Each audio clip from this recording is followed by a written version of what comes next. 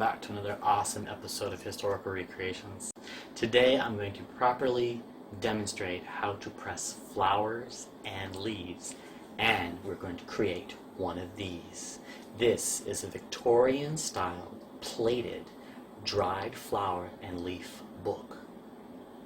If you're here because of cottagecore, you're in the right place, and welcome. A little bit about my background. I was raised by my maternal grandparents, and I spent many an hour in my childhood exploring and discovering the woods. My grandparents also showed me how to press leaves and flowers for keepsakes. Now, without further ado, I'd like to share my knowledge with you. I really hope that you enjoy this tutorial. Join me. One of the most important things to do is to get some leaves that you want to press. Make sure that they are flat, and if the leaf is curved or bunched up in any way, they're a little bit more difficult to press. So find leaves that are flat and a very well developed specimen. This type of leaf that I brought in to show you, you can tell what a difference it is from a nice developed leaf and one that is crinkled and been eaten by bugs or something. So you want to choose the best specimen for your leaf pressing. The thing that you would need is a magnifying glass so you can check over, make sure that there are no bugs or insects that do, and they do magically appear on your leaves when you're trying to press them. So check them over very well. And you're also going to need some A4 paper today to do this. Some people use newsprint and other materials. I prefer to use pure white A4 paper. I'm going to show you how to make a sleeve today. And you're also going to need a pile, very heavy pile of used books that you don't need anymore.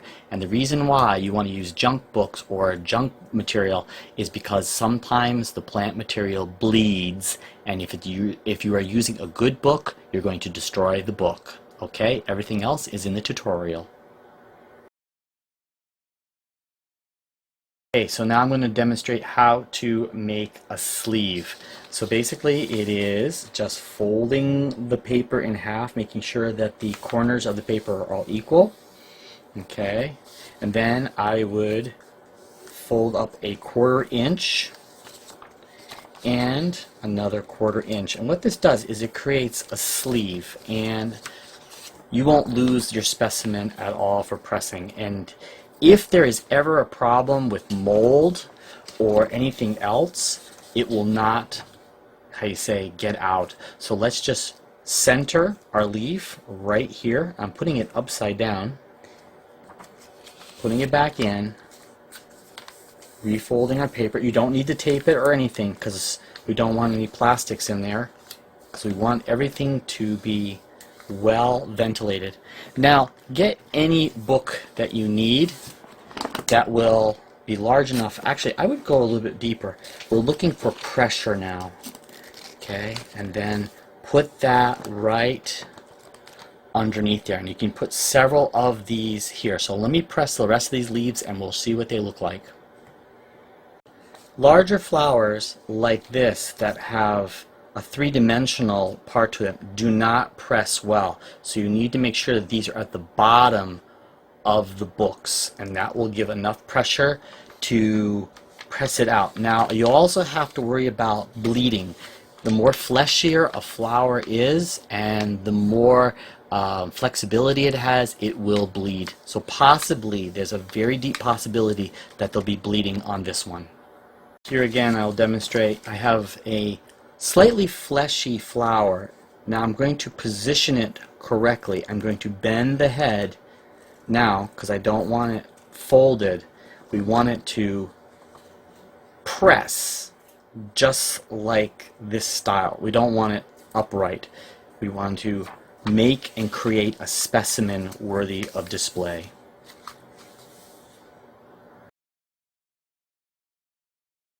Now I'd like to show you how I've spaced them apart within the book. We have our 6, 7 specimens in there, and we are going to apply more weight to this. I'm using an old dictionary, and another book. Now these books are in my collection, so they're going to be just fine. But this amount of weight will now press down on these leaves. I would highly recommend leaving these in for a week or more. You'll notice within the first week that they're flattened out. However, after 2 or 3 weeks, they will be completely dried. So let's check on this in about 2 weeks. Now, if you're like me and you practice cottagecore, you know that during the Victorian ways, they didn't have all the 21st century modern stuff that we have. So I laid out today a number of things that we're going to be using to create our dried, pressed flower specimen book. This is the part of my do it right section of my tutorial. Today I am using a cardboard box that we had for our covers, and if you can find, you can always use recycled paper bags. The manila and this beautiful light beige color is our color of choice today. There is no need to use white typing paper. It just doesn't flow with the project. Again, during the Victorian era, they would not have had hot glue guns or even glue sticks, so we are using a white glue, which they would have used either a flour derivative with water or a rice and water derivative to use as a glue. A nice soft brush to apply the glue to the bottom of the flowers, a pair of scissors to cut it out, and if you can find these would be wonderful sheets for our process. These are manila envelopes. I have about 15 of them over here, and the most coarsest garden twine, and amazingly it's in the same color as our color palette today. This and more on our cottagecore journey. First step in our process now is to take our cardboard box apart. So take and make the panels, and let's see what they look like when they're finished. This took just a moment. Depending on what size book you want to use for your pressed flower project, you can use any type of book. You want a little small handheld book like this, which is very comfortable, which is very cute, or you can go up some sizes. But for myself, I want a larger book because some of my specimens are large, and I just roughly cut out 2 panels. Don't worry about them being perfectly square. I mean, leave some of that roughness on there. Leave it a la de naturel. I repeat myself over and over again, but just go with the flow, and don't make everything so crystal perfect. Just, you know, leave some roughness in there. So with that, we know the size of our book. So what I will do now is I'm going to cut out as many pages as I need to fill my book. And you can probably get about 2 papers from here, if you don't mind the invisible line down this side, which doesn't bother me at all, but you can cut these out just by using a pencil and tracing out the size of the book that you want. Boom. So let's cut out enough pages to fill our book. I'm just going to show everyone what I'm doing. I put down the trace one that we have. I'm putting 3 more folders behind it, and I'm just going to cut them out like this on top of each other because it creates more of a roughness. See, now that I cut that, I can make a smaller book if I wanted to. Just save that for another project. There, the perfect page for your book. Now, you also have to know that you have to cut off the connecting part on the bottom, which is the edge, and also the side. This is a lot of fun. Imagine doing this 100 years ago. Don't worry about rough edges. Don't worry that it's not perfect. It's the more rough things are, the better they are. Look at that. That's gonna look so cool. Look at this. The pages put in there. All right. Well, let's get this all assembled. I just glued, you can see I got glue on my fingers. I just glued down a sheet on our cardboard to make the inside a different color as the outside. So I want this. Don't worry about glue stains, don't worry about dents, don't worry about anything. The more ragged these books look, the better. I don't know why, they just look so cool when they are made up like that. So I'm going to put now the other sheet inside of, and we're going to create 2 covers today. Now, on August 8th, I started the first part of this video, and I made sure to write the time date on here, August 22nd, which gave me exactly 2 weeks of pressure to press these flowers out correctly. Today is August 24th, so they've been in there for 2 weeks and 2 days. So now, let's look at what treasures are now been pressed below. Taking out our leaves one by one. I can tell you already I'm getting really excited to see what treasures we have made.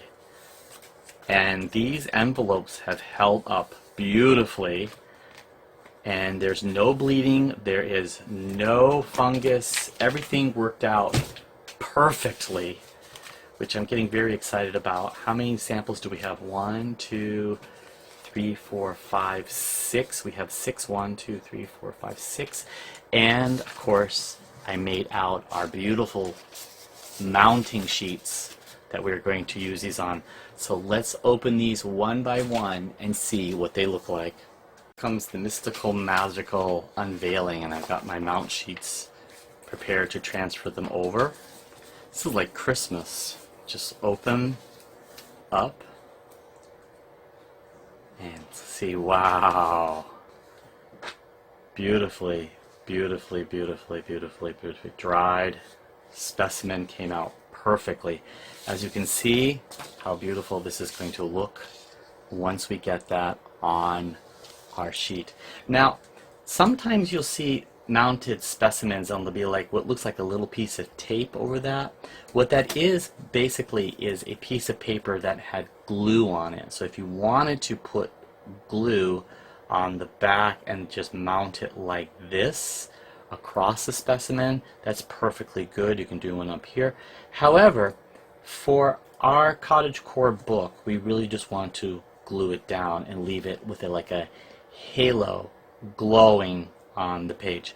Okay, now let's open the next 5 and find out what is all in there. This is better than an unboxing video, isn't it? This is like, oh, the bamboo came out really nice. This one. I believe there's 2 in here. Yep, this sure is. Look at that.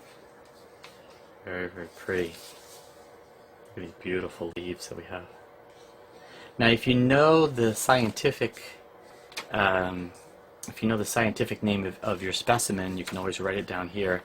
And it'd be really nice if you wrote it out in pencil, in just pencil. You can pencil it in here, or the common name if you just know if it was like elderberry wood or something bamboo or giant oak. You can always just write out in cursive handwriting. For those who still write in cursive like myself, I highly wish that everyone would still do that. I don't know why they're not teaching that in schools anymore.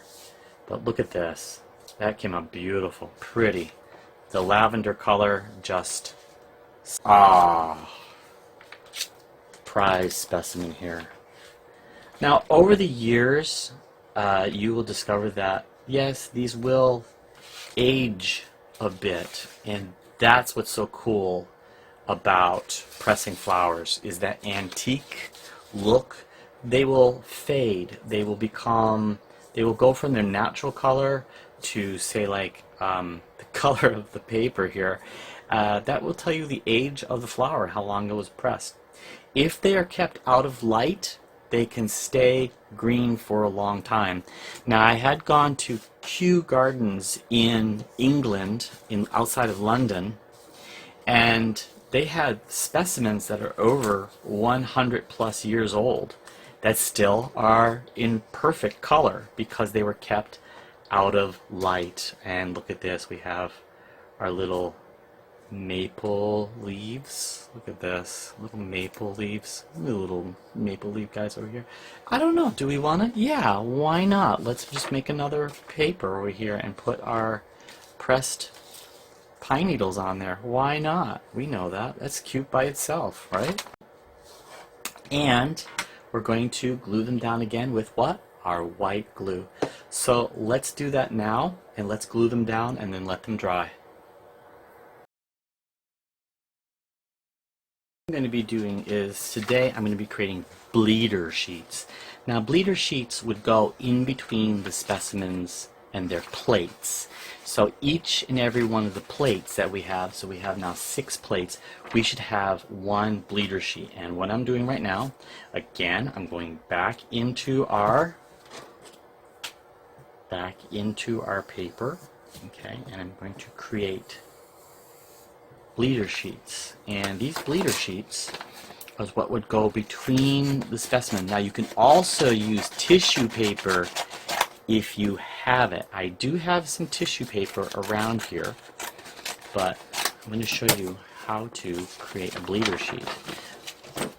It's nothing more than a plate sheet that would go in between.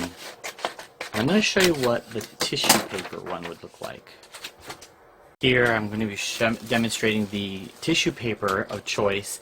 Now, tissue paper comes in so many different colors, but we want that beautiful woodlands look, so I chose this natural brown rustic sienna color.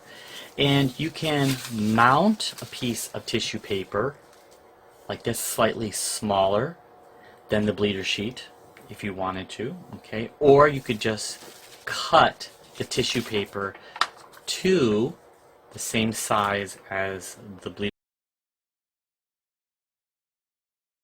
Share something else. Of course, in my studio I have got mounds and mounds of stuff. If you wanted to put a cover on your dried flower book, I would highly recommend something like this. This is a very expensive piece of paper that was made over in Asia. It's from South Korea, and you can see there is a Victorian wallpaper pattern on there. That would make a really, really nice cover for our book.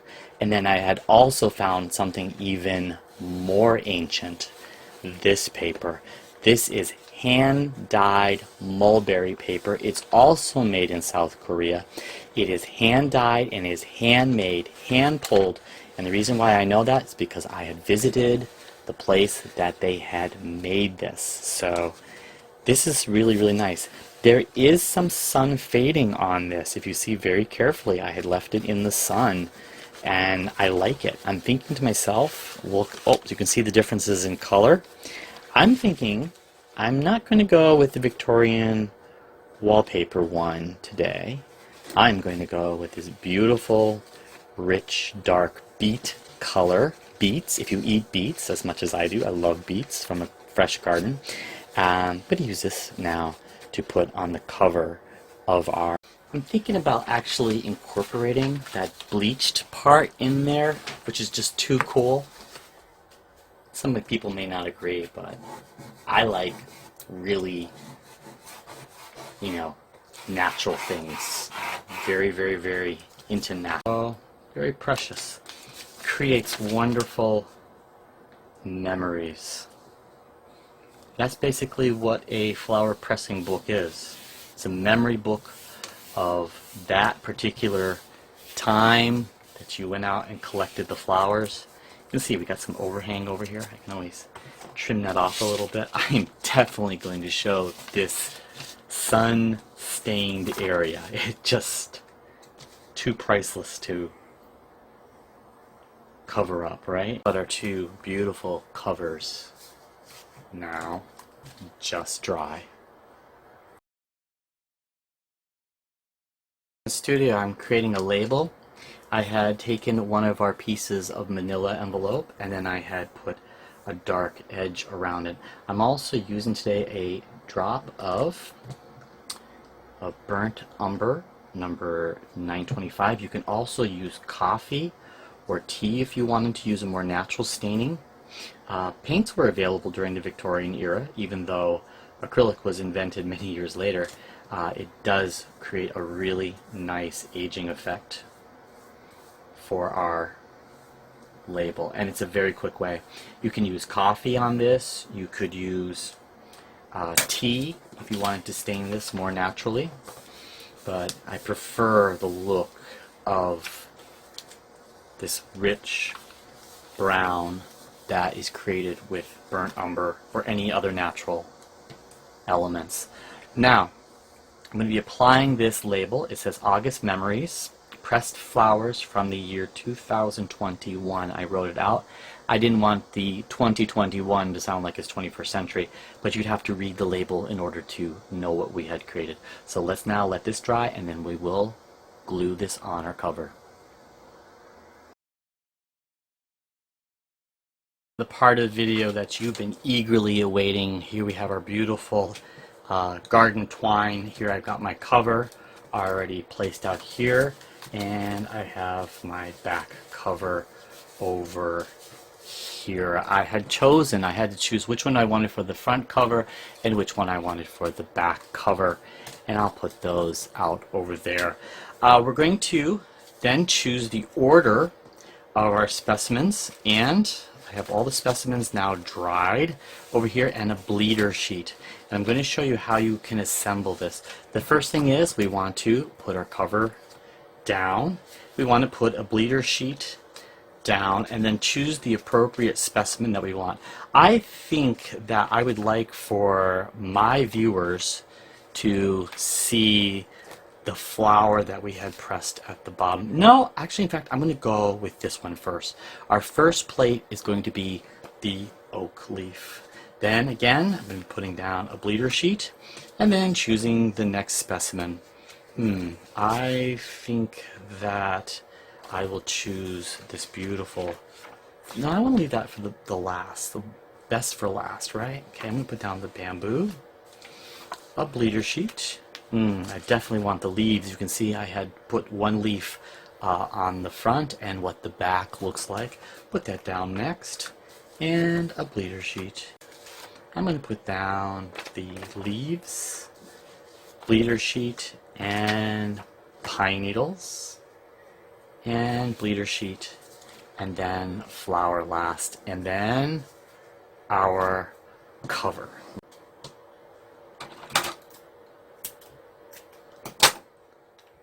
One of the best ties you can use to make up your book is the cross tie. I'm going to show you here how to do that. Is basically using two assemblies of string like this, and then putting your book in the middle, and then tying it this way once. You're just using the old shoestring tie that you learned in kindergarten. Very, very simple style. And then again a second time. It just looks appropriate. It just keeps the little bundle all together with two ties on it. Very, very Victorian. And there we have it. A beautiful assembly of pressed flowers and memory. I'd like to take this one step further. Remember now that when you go back to look at this memory, or a friend or someone who also enjoys cottagecore and leaf pressing and flower pressing, they will have no trouble opening up your assemblage and very, very carefully through presentation flipping through the collection that you had created. And you'll see how beautiful this becomes.